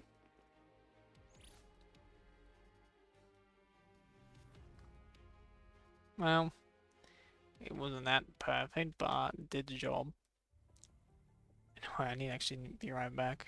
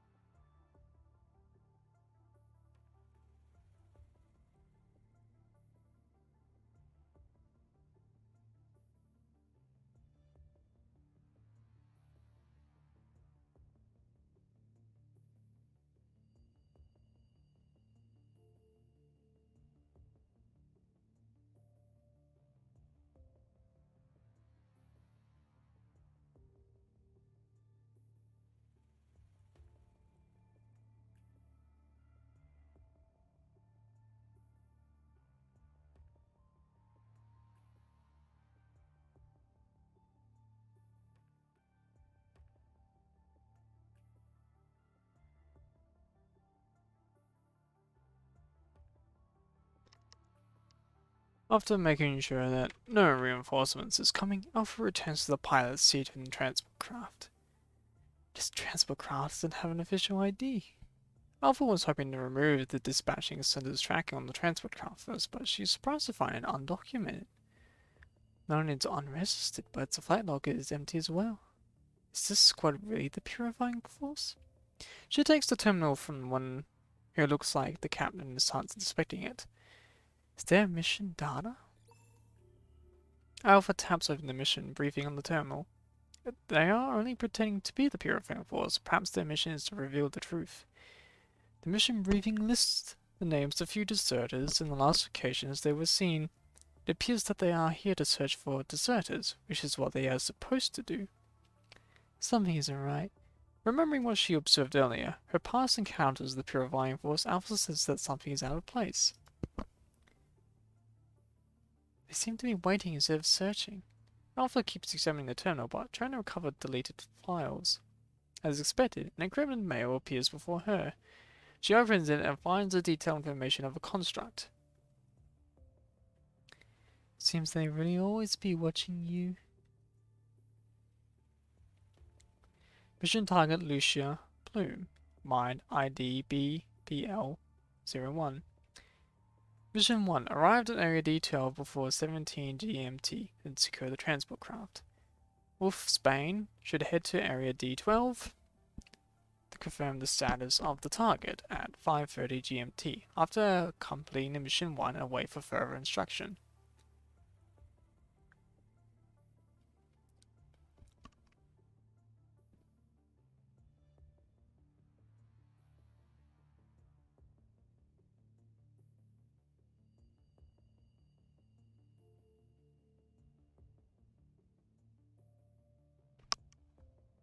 What do they want her for? No, more importantly, what are they waiting for? Although she's not come into contact with Grey Raven, Alpha's instincts tells her that her hidden thread is slowly forming a net. This is a net gradually tightening and gathering up unrelated parties. Do you want to warn her? Perhaps seeing her will clear up any doubts in your heart. Hearing that noise in her audio module, Alpha eventually shakes her head. There's no reason for me to risk my life for her. Doesn't help what I am about to do either. She probably would have fallen into those people's hands by now if it weren't for your intervention. I thought you didn't want what happened to you to happen to her, or do you think the person who provided you with this intel will continue to help Grey Raven? I intervened in City 75 because the Grey Raven commander might have information on Luna's whereabouts. It was more adventurous for me than they were alive back then. Is it more adventurous for you right now if they're in trouble? What's happening to them doesn't really impact me, However, it was revealed some useful information. The Parliament shaped them into heroes. Now someone is going after them. Alpha sneers and closes the projection before her. How familiar. Obviously, Crone is behind these people. Whether it's the Parliament losing its hold on the situation or those working the shadows finding a weak point they can target. It's just that the humans are pointing their guns toward each other, which will only make things easier for me. And the person who told me about this place couldn't be aiding Grey Raven. She wouldn't have sought the Ascendant's help otherwise. Alpha crushes the terminal in her hands before entering the coordinates in her mind into the navigation system. 5:20 PM, Area D14. Raw. Fire. Your pistol lands accurately on the energy core of the corrupted. Its bright eyes dim, and the clattering of metal dies down. This last one. You're all relieved that you have not encountered any Ascendant on your way to the new conservation while escorting the transport fleet. What a lovely experience working together this has been. I must admit that Babylonia's generosity has surprised me. Remember they were always open for business on your future adventures. It's going to cost you a lot to restart the internal engine after all. After parting, the ACA's cargo crew, Grey Raven and Lucia New, more specifically receives another mission to eliminate more corrupted. Although their numbers have greatly diminished, occasional groups of corrupted still appear outside the clean zone. Lucia is responsible for taking down most of them, and do your best to eliminate separated corrupted before they are near the temporary camps. Confirming that there are no moving corrupted nearby, you turn the safety of your still scorching pistol back on and holster it. Commandant, are you hurt? I'm alright. Lucia still steps on and gives you detailed inspection before she relaxes and smiles. Good, you're not hurt. I've eliminated the corrupted in the southwestern directions as well. I'm not detecting any more movement currently. We should patrol the other directions now. Commandant? This is when you notice a cut on Lucia's right arm, with vital fluids dripping out, soaking her clothes. Are you hurt? It's just a small injury. It won't affect me. Lucia's not wrong. Small dudes like that are run of the mill to her. But what bothers you more is, how did you get hurt? Those shambling crabbers would not have posed any threat to Lucia. Was it the mind trance again? Yeah. Your situation seems to be worse than you imagine. What caused it? As they deliberate the possible reasons, you suddenly hear a sharp shriek, the alarm for highly concentrated punching virus. Lucia. Try to warn Lucia when she pushes you away. Unexpected force sends you crashing into the steel plate several meters away. Dazed by the impact, you barely even hear the deafening alarm anymore. You lean on the metal plate to stand up, struggling to recover your blurred vision. Lucia. You thought the alarm was caused by a corrupted hidden underground, but it's actually coming from Lucia. She covers her forehead, her expression filled with agony. Her thrusters are thrown aside as dull red spark slashes around her body. You can see with her own eyes that she's been infected significantly. Her device is not enough to stabilize her mind, and she requires immediate minor connection. There's so much connection. Don't! Lucia suddenly shouts to warn you if she has not noticed something, but she is too late. The sense of suffocation fills your brain. Your heart feels like it's been torn to pieces by a pair of hands. Chaos takes over your mind as the swamp is devouring your sanity. Mind leak is infected. You feel like you're back on the City 75. The time is stretched infinitely. In this unending moment, you sense a clear emotion amidst the sea of chaos. Hostility.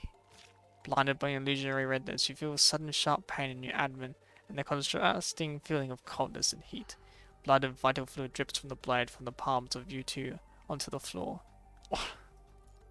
Your momentary instinct saved you from the strike to your vital organs. Grabbing the katana with your hands, you avoided the worst outcome. But you alone can never dodge a strike from construct. Holding the hilt of her blade with one hand, Lucia's other hand, however, is clutching the blade like you. Strife, fear, hatred, disgust, regrets, complicated emotions flash across her face, as if demons fighting to control her body. Lucia. Like a punishing an avalanche back into the mountaintop, while sleeping in the swamp, you calm down the chaotic mind while slowly pulling the katana out of your abdomen. Don't lose to it. Command it. Blood gushes out of your wound, and you hear a cry of anguish you never heard before.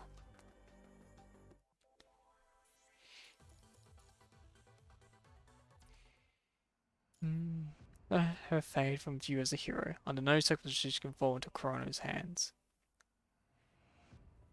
General Staff Conference Bureau in Babylonia. Nicola pushes open the door and asks his questions directly. How's the situation? Damage was minimal. Lucia stopped operating after she cut off her energy core herself. Who knows about this? Zod was cautious, taking care of the injury alone and staying put instead of requesting help from other camps. The report was uploaded to the General Staff's encrypted journal, which Zod has never used before this. I anticipated the reward with my clearance because it seemed too conspicuous. Currently, this information is contained, at least on Babylonia.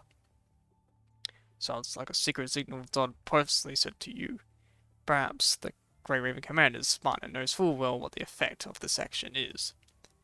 I'm not surprised what Zod did. You, however, surprised me, Wells.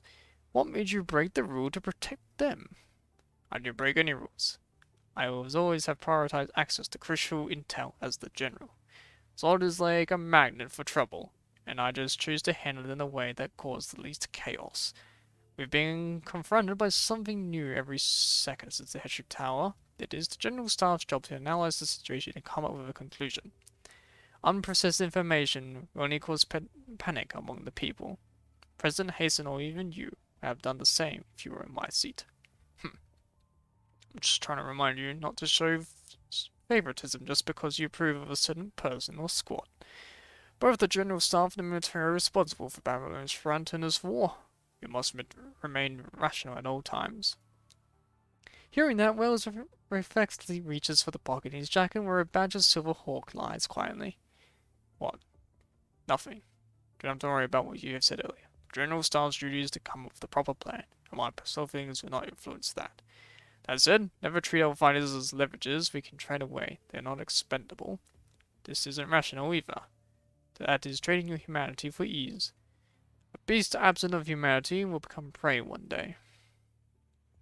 Are you still... Oh, forget it.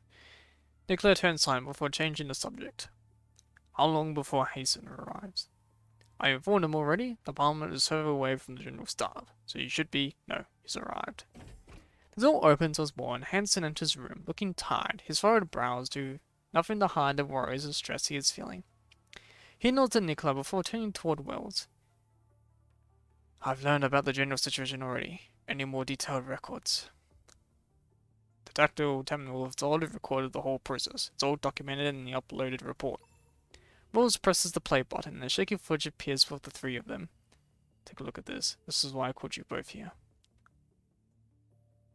We didn't encounter any concentrated source before this. We didn't come into contact with any ascendant either. I'm requesting the Science Council's assistance. That's all. The brief footage ends after the summary. The Grey Raven Captain Lucia has seemingly infected and wounded her commander, either of those who would have landed her on the high priority list of the Purifying Force. But given how sudden and strange this turn of events is, the decision makers must not handle this hastily and ignore the real problem.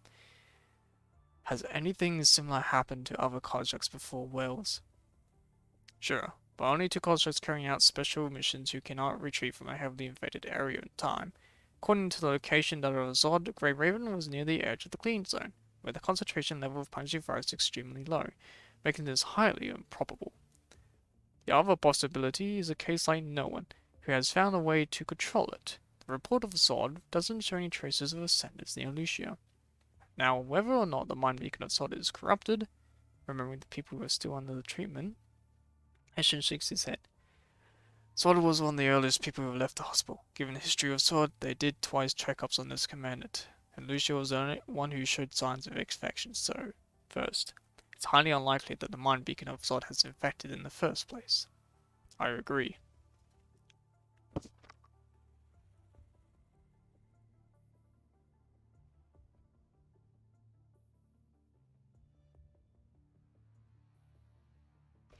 None of us are surgeons of constructs, of the style of life, or experts of the mind, for the Science Council. We won't find the truth just by talking among ourselves. Still, we need a hypothesis based on the facts before we decide how to proceed. I'll cut to the chase. Then, let's assume Lucia's mind was the source of the problem. What makes you so certain? Your instinct? Zod might be an excellent commander, but there's nothing special or strange about Zod. Meanwhile, Lucia, the thing about her mind has always been uncertainty. The mind backup. She might be our most successful attempt, but she's also our only successful attempt. Of course, it's possible that ascendants or hetero creatures suddenly obtain the ability to corrupt constructs from an incredible distance, but if that's true, we won't have to bother with the reclamation of Earth. Donning the first specialized frame, being the only success of the mind backup procedure, diving into the deep mind of an ascendant, Grey Raven is special, and Lucia's most of all. You're not mentioning all these just to form a basis of discussion, are you, Nikolai? I'm not. I'm suggesting recalling Grey Raven and sending Zod to the military for supervision and questioning. You want to pull Zod in the military's care so the Corona can't imprison the command in the name of civilization again? You must have eliminated many uncontrollable factors if you can make a guarantee like that. What I did is no different from what you've been doing lately. I just started earlier. They have seen through this facade of our opposition already, so there's no reason to keep it up. Corona might have been powerful presence in the military, but I was sitting idly and doing nothing.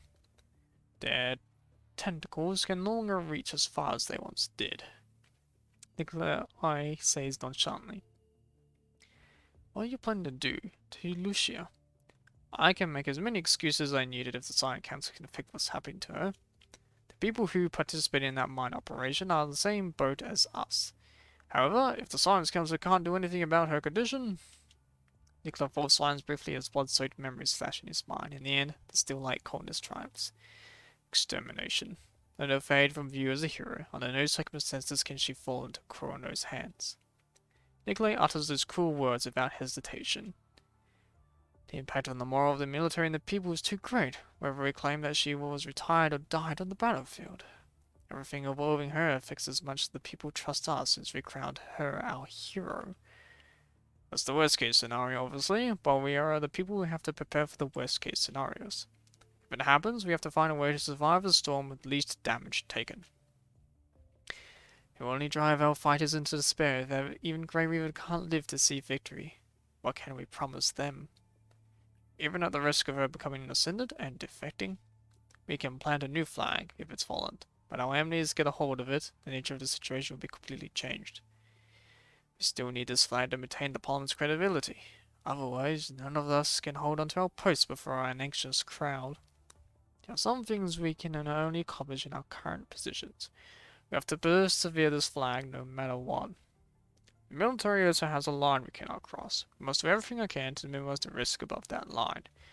This dam hasn't already cracked from the mutiny. I can't risk total disorder for one elite squad.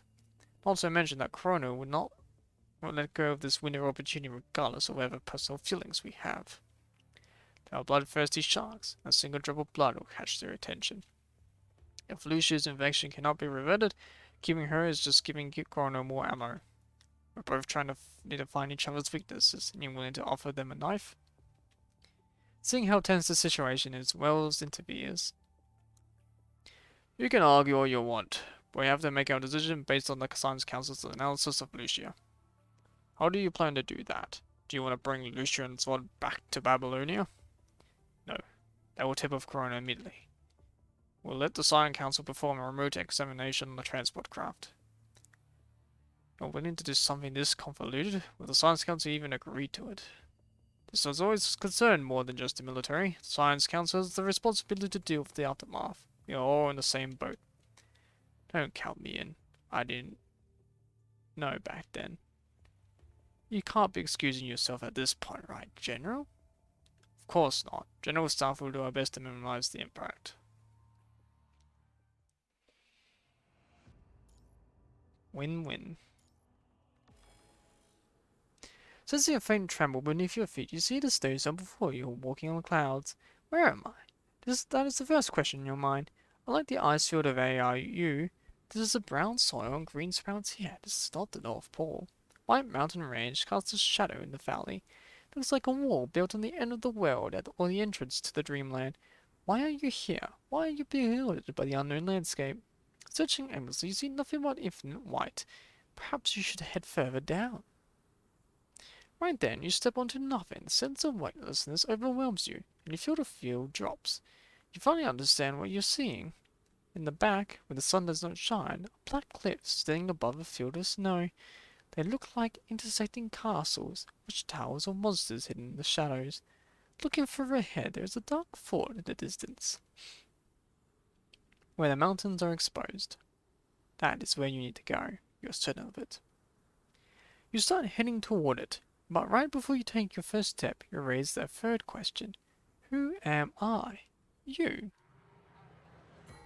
The question is like a slap in the face, pulling you out of the chaos. You sit up abruptly and the wet object on your forehead slides down. Ah. The person beside you seemingly startled and lets out a muted scream. A towel? Looking at the wet towel on you and recalling the voice you heard, you start to find your bearings. Liv? How are you feeling, Commander? Sitting beside you, she hands you a glass of water. Only then you realize you're feeling quite thirsty. As the water goes down your throat, you begin to remember what happened last night.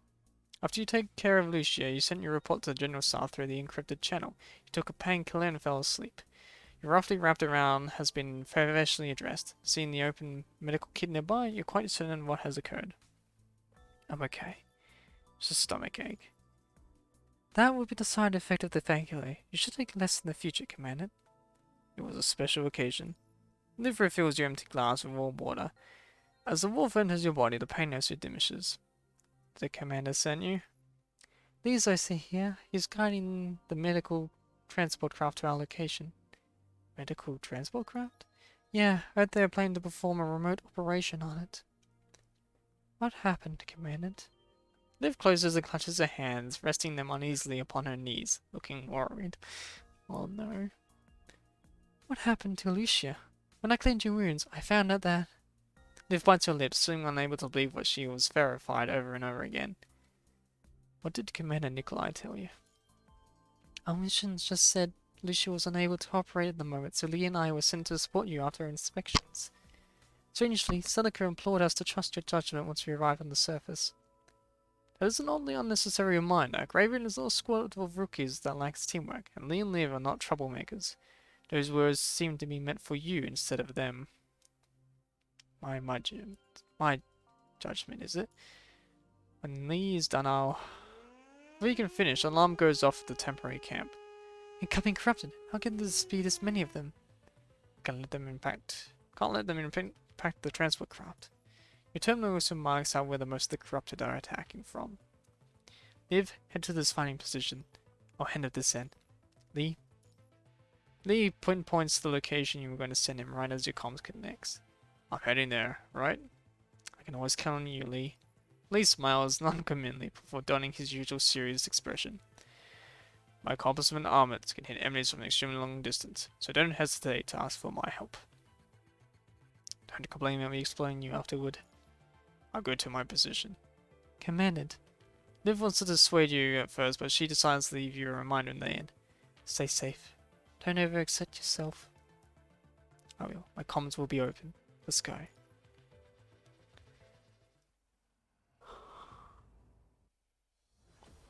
Oh, yeah, okay. This is the shooting segment.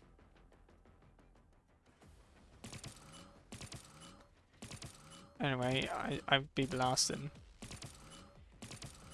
This is like the first time we're actually playing as the Grey Raven Commandant.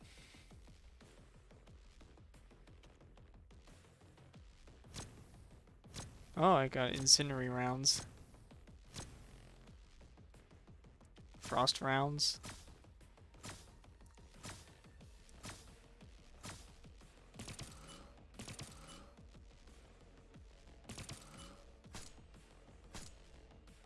Shotgun rounds.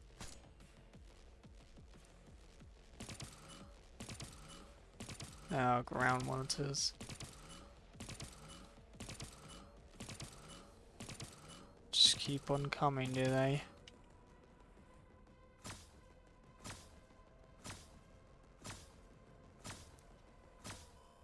Yeah, I will hold the line.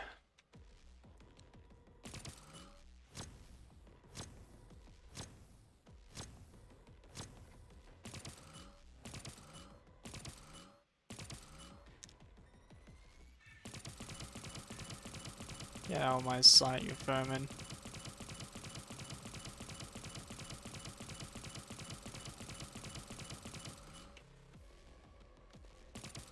Let's keep blasting.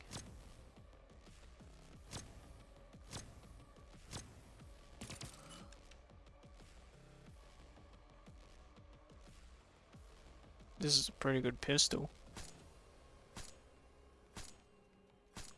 Oh, not executors.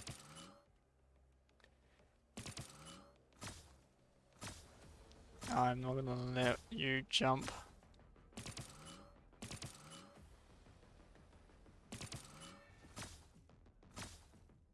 Get out of here, vermin.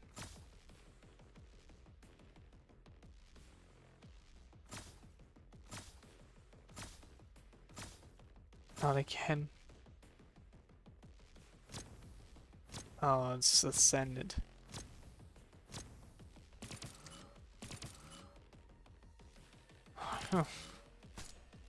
Alright, now this is getting intense. 5 minutes. Let's go blasting. They've got to charge cover of lights.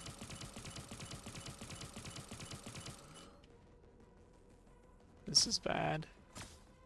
Oh, we made it.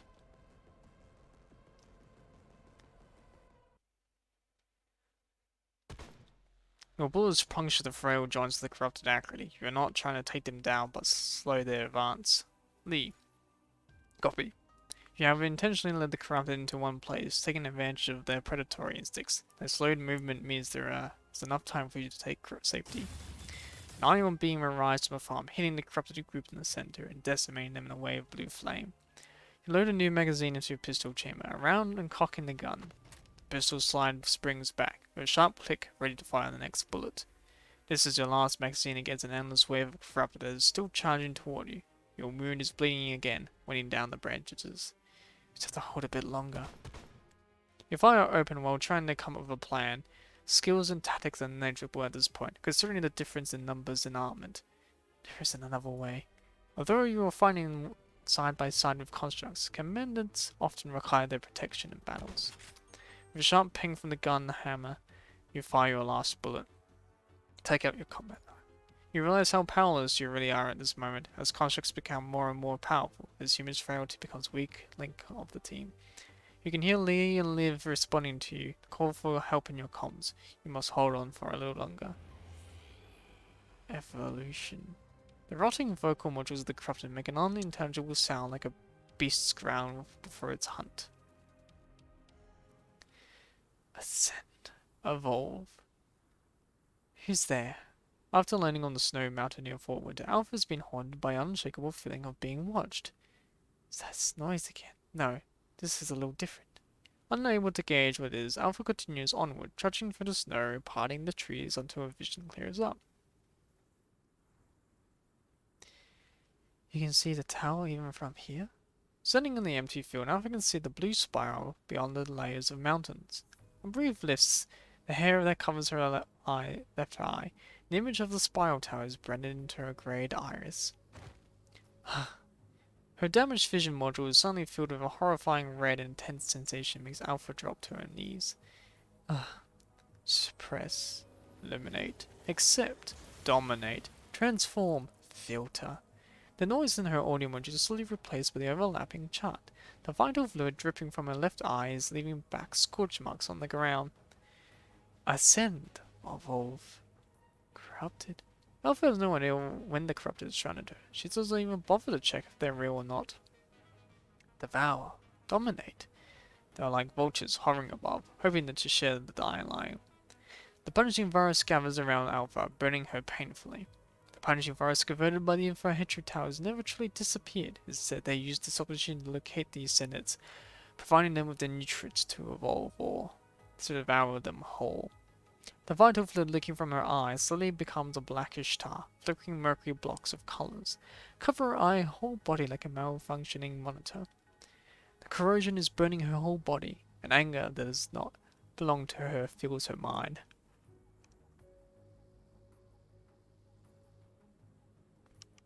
Her clothes, her blade, even her frame are being deconstructed and reconstructed. Like the river Styx that Achilles bathed in, the high concentrated punishing virus envelopes Alpha completely, transforming her frame while corrupting her spirit. This time, there is no theatres to pull her back. Seeing as motionless prey at one of the carrion-eating vultures can no longer suppress its hunger and leap toward its target. Rah. But a mud-coated hand stretches its hand instead, crushing into a ball in an instant. A figure covered in dirt stands up, tossing away the corpse in her hand. Ha! Facing a tidal wave of corrupted, the person who has fallen into the abyss sneers. Two figures are sitting opposite each other inside an old underground casino. Vonnegut and Lilith. The smiling woman gently places her finger on a stack of spread cards. Do you want me to hit it, Vonnegut? The man opposite her nods.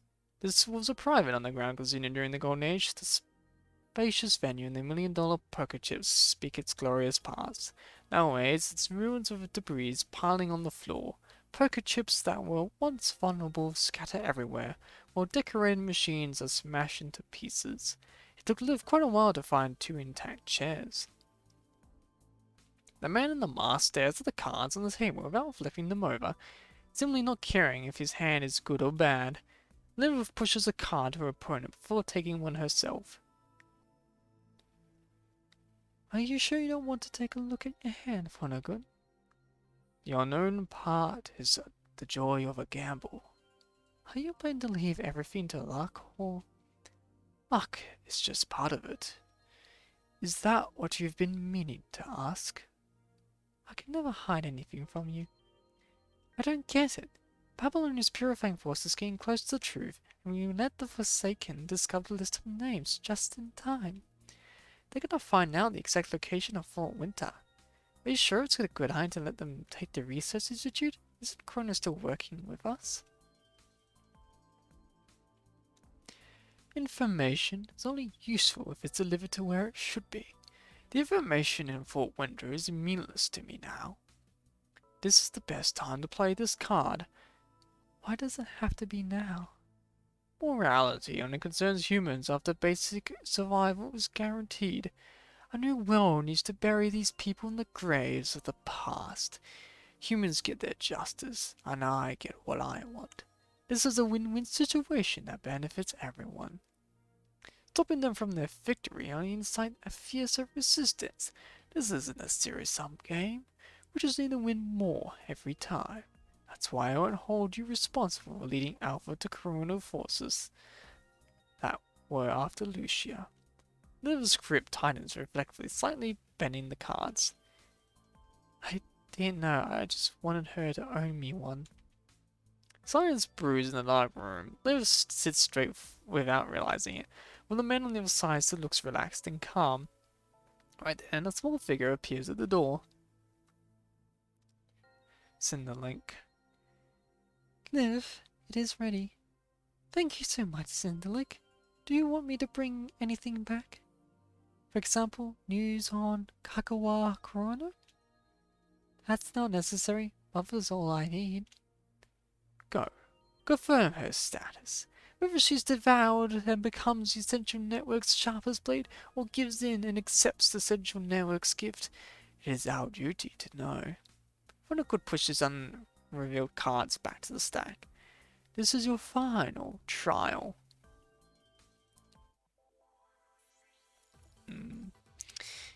Yeah, Rona was not impressed with her, that's for sure. But I'm gonna end the stream for there today.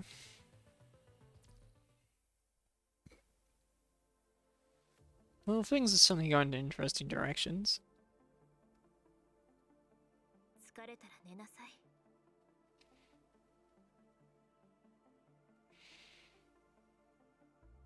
昇格者と同じ部屋にいられる度胸があるのに、怠慢がバレて叱られる方が怖いの？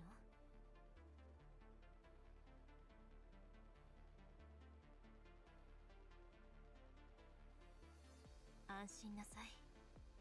誰もここでの出来事は知る由もないわ。Very true, Alpha. Well then, that was Alpha's advice for today. Anyway, I will see you all again in the future. Take care and good luck.